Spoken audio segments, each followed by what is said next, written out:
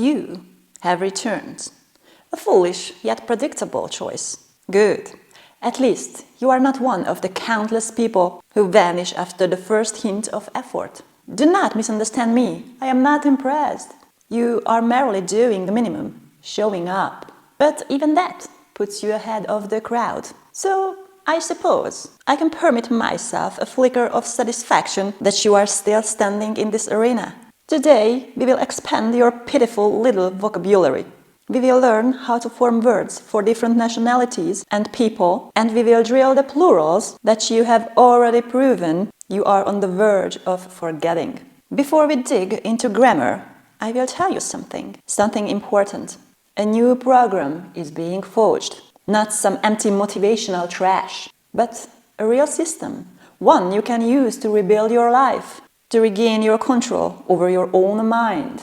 It's a system I have meticulously designed to burn away all your weaknesses and leave you nothing but perfect, disciplined knowledge. This system is called the Compass to Growth. My rules, your freedom. It can be used for anything, for building new habits, for erasing old useless ones, for starting new projects, for mastering life itself. And yes, you can use it for language learning or for any domain where you are tired of being your own worst enemy. The program will also come with a 2-month free pass to my community. If you are watching this video after the program's launch, the link to purchase is down in the description. If not, then wait, but be ready, because when it opens, hesitation will cost you time you cannot afford. Now, enough ceremony, let us begin.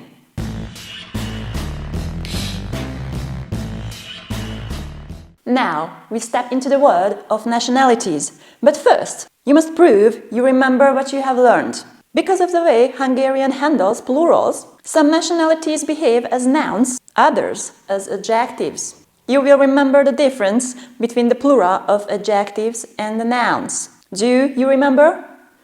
Of course you don't. That silence tells me everything. Alright, a quick review then. But I will not repeat myself again. The plural of nouns is formed by adding a k to the end of the word. When added to nouns ending in the vowels a or e, the vowel is lengthened to a or e. When added to nouns ending any other vowel, the vowel remains unchanged. For example, egyetemista, egyetemisták, csésze, csészék, ribizli, ribizlik, falu, faluk. When adding the plural k to nouns ending in a consonant, a linking vowel is needed. The linking vowel choice is o, e, ö. Vowel harmony rules determine which linking vowel is required. Do not tell me you have forgotten the rules of vowel harmony. Go back to the second video now if you have. Because I will not tolerate this pathetic display of amnesia. If the noun is a back vowel word, the linking vowel o is required. For example, tanár, tanárok, asztal, asztalok. If the noun is a front vowel word and the last vowel is unrounded, the linking vowel e is required. For example, művész, művészek, füzet, füzetek.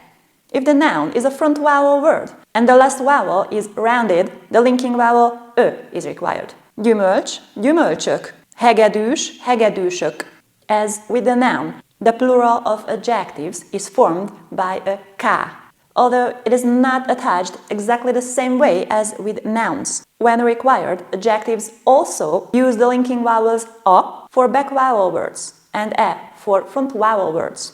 But for adjectives, there is only front-back vowel harmony with no unrounded-rounded distinction. For example, szép, szépek, hűvös, hűvösek, alacsony, alacsonyak.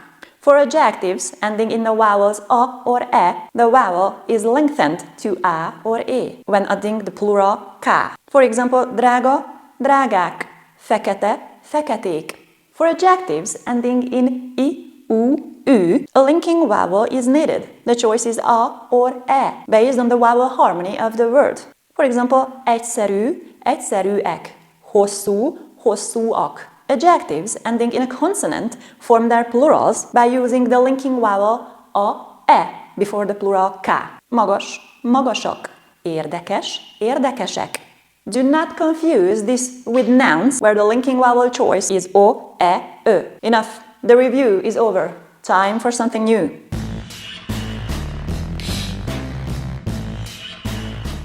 Let's move on to nationalities. In Hungarian, it is common to describe someone's origin or current residence with an adjective, not the name of the place itself. To form the adjective, simply add the letter I to the end of the place name. The resulting adjective, with a very few exceptions, is never capitalized. For example, Amerika, amerikai, Budapest, budapesti, New York, New Yorki, Róma, római. But be careful! Not all nationalities behave like adjectives. Some function as nouns. For example, magyar, angol, finn, brazil. To form the plural, always treat ethnonyms as nouns unless they end in I. Any nationality or origin ending in I behaves as an adjective. Example for nouns: német, angol, magyar, francia. Example for adjectives: amerikai, budapesti, bostoni, afrikai, kanadai, and so on. Now, show me you can follow a simple instruction. Form the plural of the following ethnonyms: afrikai, kanadai, kínai, horvát, cseh, angol, francia, német, olasz, japán, mexikói, lengyel, orosz, szenegáli, svéd, svájci. Now do it. This is where your memory either sharpens or shatters. Let's return briefly to adjectives and their plurals through a dialogue. Milyen a magyar nyelv? Szép. A magyar nyelv nagyon szép. Milyenek a magyar-angol szótárak? Azok nagyon jók, de elég drágák. Milyen könyv ez? Ez egy új és érdekes regény. Azok is regények. Azok is érdekesek, de nem újak. Now, you will show me your obedience. You will practice yourself. Learn these common and useful adjectives. They are given in antonym pairs. Form their plurals. You will find the answers on my website because you are not to be given the solutions for free. You must seek them out because I will not do the work for you. Magas, alacsony, hosszú, rövid, kövér, sovány, szép, csúnya, vidám, szomorú, gyönyörű, szörnyű, gyors, lassú, drága, olcsó, jó, rossz. And now, a review of nouns. Form their plurals. If you feel even a flicker of fear or weakness, that is good. It means you are learning. Feladat, lámpa, nyelv, fej, gép, fa, fog, történet, öröm, kutya, gyerek, üdvözlet, nagyszülő. Pay special attention. Nagyszülő is a compound word, so do not stumble.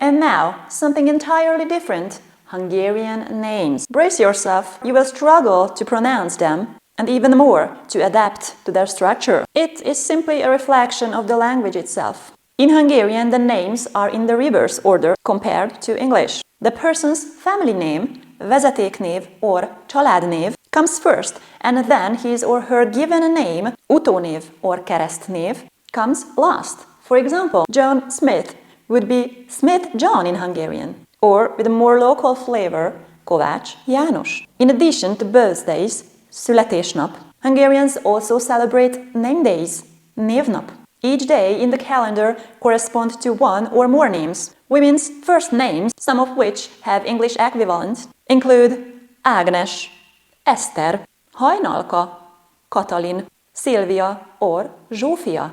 Male first names include Ákos, Bence, Botond, István, László, Mihály, Pál, Sándor, Levente, Tamás, or Zoltán.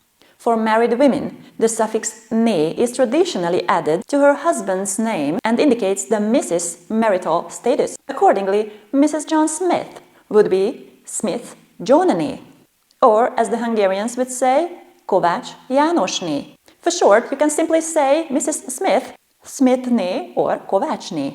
Married women may keep their maiden name, leánykori név, or they may combine it with her husband's first name or his entire name. Thus, Mrs. János Kovács, who may keep her maiden name Egri Zsófia, may use the following names: Kovács Jánosné, or Kovács Jánosné Egri Zsófia, or Kovácsné Egri Zsófia, or Kovács Zsófia, or Kovács Egri Zsófia, or Egri Kovács Zsófia, or simply Egri Zsófia. Of course, prefixes like doctor or junior only complicate things further. Since Hungary is a modern country, men can also take their wives' names in almost the same way, except for the suffix né. Do not roll your eyes. If you cannot handle a naming system, how will you handle the grammar?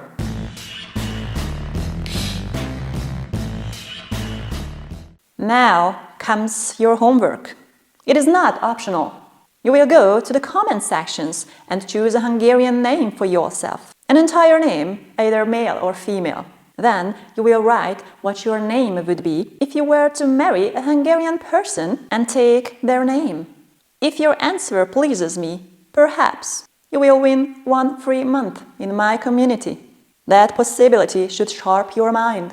And of course, click through my website. There you will find supplementary materials and access to the community. The Compass to Growth program is almost here. My rules, your freedom. The program is a system for implementing new habits, rebuilding your life's directions, and launching large projects. In the next lesson, we will begin to learn directions, family vocabulary, and a deeper dive into the verb to be. Until then, do your work. If you don't, I will know.